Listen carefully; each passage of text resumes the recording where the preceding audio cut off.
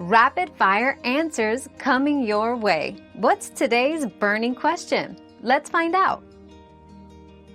To manually install drivers, first download the latest driver from the hardware manufacturer's website. Ensure it's compatible with your system's operating system. Next, open Device Manager by right-clicking on the Start button and selecting it from the menu. Find the device needing the driver update, right-click it, and choose Update Driver. Select Browse My Computer for driver software. Then, let me pick from a list of available drivers on my computer. Click Have Disk, if necessary. Browse to the location of the downloaded driver, select it, and follow the on-screen instructions to complete the installation. Another mystery solved, but many more await. Keep up with our daily discoveries by subscribing and turning on notifications.